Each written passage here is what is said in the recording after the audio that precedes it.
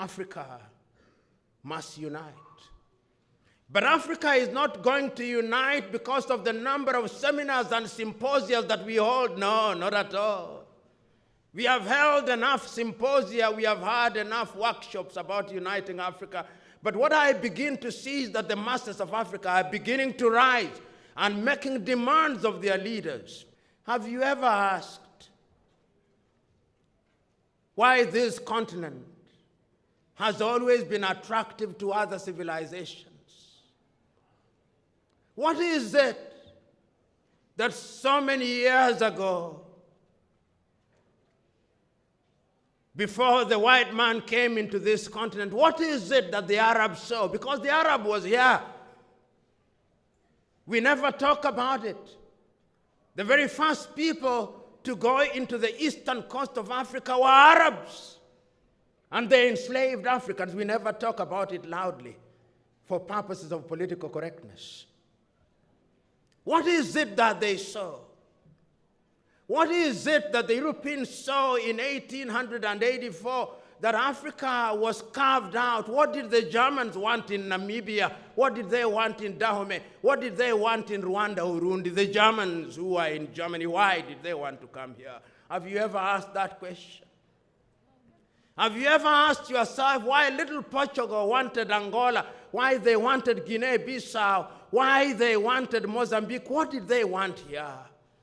Have you ever asked why the British had to move several thousand miles, that little island, to come and take Nigeria and take Sudan and take East Africa and go down south? Have you ever asked what little Belgium wanted in the Democratic Republic of Congo, or what the Italians wanted in Ethiopia, although they were stopped, or what they wanted in Eritrea, or what they wanted in Libya? Have you ever asked?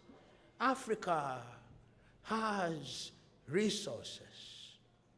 But African resources have always taken different forms. There was a time when the African himself was a resource. There was such a time.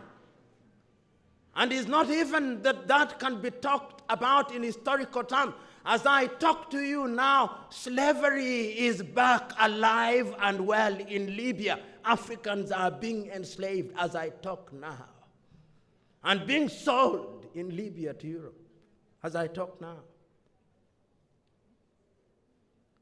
As I talk now, slavery has taken a different form. As I talk now, our minds are not decolonized. That is why 10,000 young men and women die in the Mediterranean Sea every year.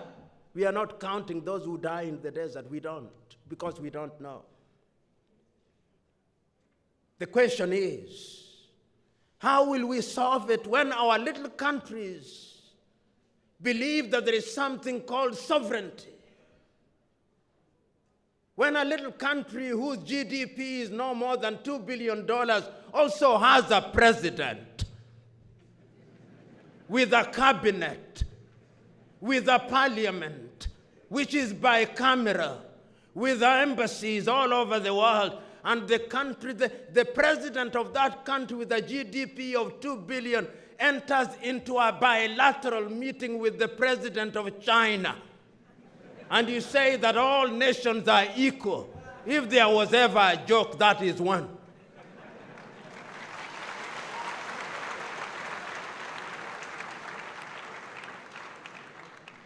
Part of the reason why Africa cannot compete is because Africa is weak. And we are weak because we are divided into 55 odd countries created in Berlin. And we are allowing ourselves to fight. The locusts are fighting, and the kunguru is ever so happy. They come in and take what they want. And meanwhile, we are left fighting. We are weak because we are divided. And we are divided by our erstwhile colonizers. I may not have the statistics, but if you go to the former French colonies, you will discover that the French have some detachment of their army inside of those countries. If you go to Burkina Faso, you'll find one. If you go to Niger, you'll find one. If you go to Central African Republic, you'll find one. If you go to Cote d'Ivoire, you'll find one. If you go to Senegal, you'll find one. You go to Benin, you'll find one. You go to Togo, you'll find one. You go to Gabon, you'll find one. When they want to change leaders, they change them like we change underwears. Africa must unite.